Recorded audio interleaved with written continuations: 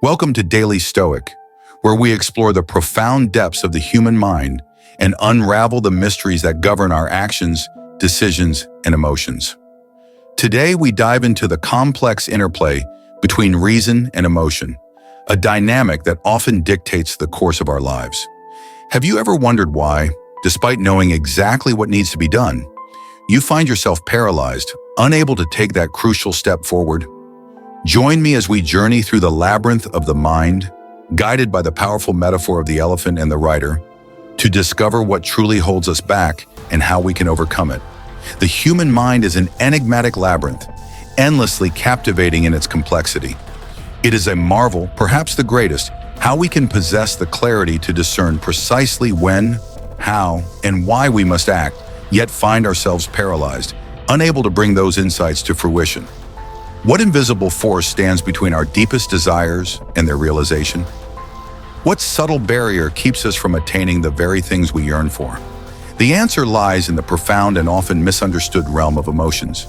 To grasp the roots of this internal conflict, we must delve into the metaphor of the elephant and the rider, a powerful analogy crafted by the psychologist Jonathan Haidt.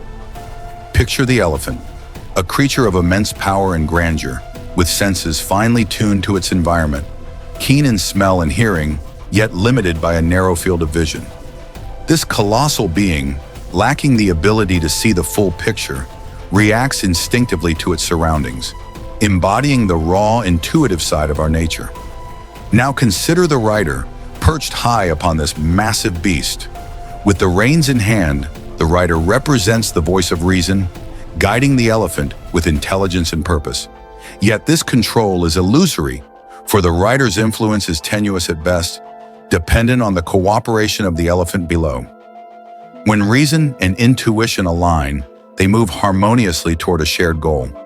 But when their needs diverge, a struggle ensues, a battle of intellect against instinct, where the larger, more powerful force often wins. This metaphor illuminates the delicate balance within us all, where reason strives to steer the course, yet is often at the mercy of our deeper, more primal instincts. It is within this tension that the origins of our excuses and inaction lie, a dance between the mind's aspirations and the heart's impulses, each pulling in its own direction. When the elephant and the rider are in harmony, their gaze fixed on the same destination, their strides synchronized and their goals aligned, the journey is smooth and conflict is absent. In this state of unity, there is no struggle, for both intuition and reason work together toward a common purpose. However, the moment their desires diverge, a profound discord emerges. The elephant, with its immense size, strength, and impulsive nature, begins to pull in one direction, driven by instinct and raw emotion. The rider, though clever and strategic, is inherently smaller and weaker, struggling to maintain control over the beast beneath him. This illusion of control is fragile, a mere mirage that dissolves the instant the elephant's will asserts itself. If the elephant decides to veer off the path, guided by its own instincts, the rider's efforts to steer it are likely in vain. This is the timeless battle within us all, the clash between reason and emotion, between the calculated mind and the untamed heart. Yet the real tragedy lies not in the struggle itself, but in the realization that reason is often a servant to emotion, rather than its master. Here's the harsh truth. Emotion precedes reason. We feel before we think, and when emotions surge with such intensity that they overwhelm us, we turn to reason not as a guide, but as a tool to rationalize the decisions our emotions have already made. This is the birthplace of excuses, a word that cloaks our emotional impulses in the guise of logical justification. Consider this. When you feel the weight of defeat pressing down on you, making it difficult to rise from your bed, reason steps in to assure you that there will be ample time to study later, even though the exam looms just days away and you've yet to begin. When you feel the ache of abandonment in the absence of your partner, reason tells you they deserve another chance, despite the fact that they fail to treat you with the respect and dignity you inherently deserve. When you feel a sense of calm as you inhale the smoke from a cigarette, reason whispers that it's just a harmless indulgence, even though you know you won't stop at just one. When you feel contentment as alcohol warms your veins, reason insists that moderate drinking is harmless, even though it has already derailed your most ambitious plans. And when fear grips you at the thought of launching into the unknown, reason convinces you that more time is needed, that the economic conditions aren't right, even though the perfect moment is nothing more than a comforting illusion. In each case, it is emotion that drives the initial impulse, while reason dutifully crafts a narrative to make that impulse seem rational and justifiable. But beneath this veneer of logic lies the raw truth. It is emotion, not reason, that often determines the course we take. Please don't mistake my words for criticism. I am merely the bearer of truth. If you are planning to come forward and justify your excuse, to present your case as though it deserves an exception, rest assured I won't argue. I'll listen and perhaps even nod in agreement. But be warned, this self-persuasion you engage in, this intricate web of reasoning that you've woven around your inaction, will do nothing more than solidify a pattern of defeat and submission. No change will come from it. And who could blame you? This is the natural, almost automatic process of the human mind. I'm guilty of it too, just as human, just as prone to excuses. Did you think I was some flawless demigod, chiseled from marble by the hand of Zeus himself? The real question is not whether you can convince me, but whether these justifications are steering the elephant, even if only slightly off course. Does the rider, weary and subdued, allow the path to be altered by these excuses? What then are we to conclude, my friend? Will you continue to stroll through life, burdened by the knowledge of what needs to be done, yet paralyzed by the thought that it might not matter as much as you once believed? This journey isn't about knowing, it's about having the courage to act. Courage is the catalyst that breaks open the floodgates of change, propelling us into improvement and learning. This courage often comes from a self-imposed urgency, a kind of self-blackmail that spurs the species to evolve. On the flip side, simply knowing what needs to be done can indeed be a great asset, but only to those who are already resilient and determined. Science and probability remind us that the odds of success without action are slim. We are all aware of the dangers. Alcohol kills, yet the daily beer is a ritual. Sugar is harmful, yet we can't resist the sweet indulgence. Speed is deadly, yet most of us ignore the speed limit, especially when no one's watching. Awareness alone doesn't shield us from harm, just as awareness of a goal doesn't guarantee its attainment. Awareness is necessary, yes, but it is not sufficient. So what is the key to breaking this cycle of self-destruction? What is the secret that will allow you to reverse course? That, my friend, is the next step on this journey. There is, of course, a psychological undercurrent driving this phenomenon, one that is as ancient as it is instinctual. Let's take a moment to reflect. Can you recall what I mentioned earlier in the discussion? What truly impedes our pursuit of what we deeply desire? The answer isn't as simple as peeling back layers like an onion, though that metaphor might come in handy later. Instead, let me walk you through a scenario. Imagine you are strolling peacefully through the mountains, your mind at ease when suddenly your body is gripped by a chill. Your eyes catch sight of something long and coiled on the path ahead, a snake, or so you think. In that fleeting moment, fear and unease surge through you. But then, almost as quickly, your mind intervenes, reasoning, it's just a stick. And with that recognition, the fear dissolves, replaced by a calm curiosity. The rider, your rational mind, has stepped in to correct the elephant's instinctual response, replacing raw fear with a more measured, thoughtful reaction.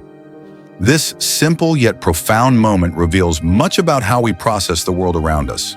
The human brain, upon encountering an external stimulus, sets off a rapid chain of reactions. Within the first 200 milliseconds, the brain's most primitive components, the reptilian brain and the limbic system, kick into gear. These ancient structures are adept at triggering survival instincts, honed over millennia when our ancestors faced threats far more immediate and tangible than those we encounter today. Yet this survival machinery often misfires in our modern context, generating emotions that are far from appropriate for our present-day challenges. So what happens next? Neuroscientists have identified two distinct types of brain responses, each with its own trajectory. In some cases, the brain, the type 1 brain, manages to engage a more sophisticated region, the neocortex, after a brief delay of 800 milliseconds. This is the seat of advanced cognition, reasoning, planning, language. It's here that the mind can reevaluate the external stimulus. If that were a snake, it would move differently, it would make a sound. But here's where things get interesting. This shift in thought doesn't simply erase the initial emotion, it transforms it. What was once fear morphs into relaxation, or perhaps even curiosity, as the brain reassesses the situation and adjusts its emotional response accordingly. This interplay between our ancient instincts and our advanced cognitive abilities reveals the delicate balance within us. A balance that determines whether we react with fear or with thoughtful curiosity, whether we are driven by base survival or guided by reasoned understanding. Conversely, the type 2 brain is often swept away by a veritable tsunami of emotions, leaving the individual helpless, unable to access the cognitive clarity needed to address the problem at hand. Unlike the type 1 brain, which engages reason and solves the issue with a measured response, the type 2 brain is overwhelmed, paralyzed by the emotional storm. This very phenomenon underlies many of life's failures, be it in the classroom, behind the wheel, or in the battle against unhealthy habits. Here we see how the raw, unchecked power of emotion can derail one's path, making even the simplest of decisions fraught with peril. When instinctive impulses dictate our actions, the neocortex, the seat of reason, steps in only after the fact, scrambling to rationalize decisions that have already been made. In this scenario, the limbic system, the emotional core, emerges victorious, having dictated the course before reason had a chance to weigh in.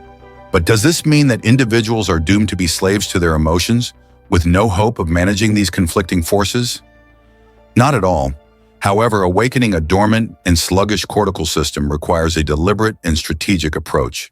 It demands a sublime effort, an act of will to break free from the entrenched patterns that have long governed one's behavior, even as the emotional waves continue to rise in intensity.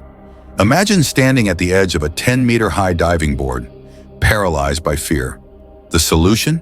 Don't think, jump. Or perhaps you're staring down an overwhelming stack of exam material, stress gnawing at your resolve. Again, don't think, study. Maybe you've just experienced the crushing disappointment of yet another failed project. The answer remains the same. Don't think, keep going. With each small victory, the rider begins to assert more control, gradually taking the reins and directing the elephant with increasing confidence. Yet if the type 2 brain remains unchecked, the consequences can be catastrophic. Following emotions without guidance is like wandering through a labyrinth blindfolded. Every right turn is followed by a wrong one, leading to outcomes of disastrous proportions. The popular mantra to follow your heart can easily become a perilous path, one that mirrors the self-destructive philosophy of addiction. It is in this space of uncertainty that excuses are born. Recall, the elephant often overpowers the rider, setting off in a direction that serves its immediate desires, leaving the rider scrambling to justify the deviation.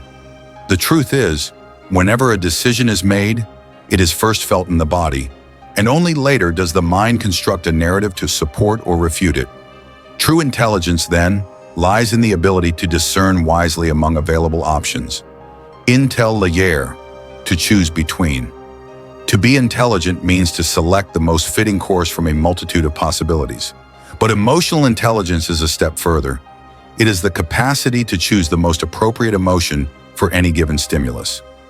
Emotion takes the lead, while reason follows, offering explanations or transformations to the initial feeling. In essence, all decisions are born from emotion, and reason merely provides the justification or the shift to a more suitable emotion. The emotions you experience will inevitably color your perception of the world. Anger will make everything seem hostile. Calm will bring clarity. Fear distorts reality into a landscape of threats, while security casts the world in a light of possibility. Lethargy dulls the senses, while joy makes life vivid. Thought, as it turns out, is a competent judge but a poor leader. The management of life's challenges must occur from one emotion to another, with thought serving as the navigator but not the captain. The task of recognizing what lies ahead belongs to the prefrontal cortex, but the ability to act on that knowledge hinges on emotional intelligence, on whether the mind's operating system is driven by the type 1 brain or the type 2 brain. As we conclude this exploration into the delicate balance between emotion and reason, remember that true mastery over your life comes not from suppressing your emotions, but from understanding and guiding them. The journey to self-control and fulfillment begins with recognizing the subtle forces that influence your actions and learning to steer them with wisdom and purpose. If you found value in today's discussion, please like this video, share it with those who might benefit, and subscribe to Daily Stoic for more insights that can help you navigate the complexities of life with clarity and strength. Together, let's harness the power of both the elephant and the rider to create a life of harmony and intention.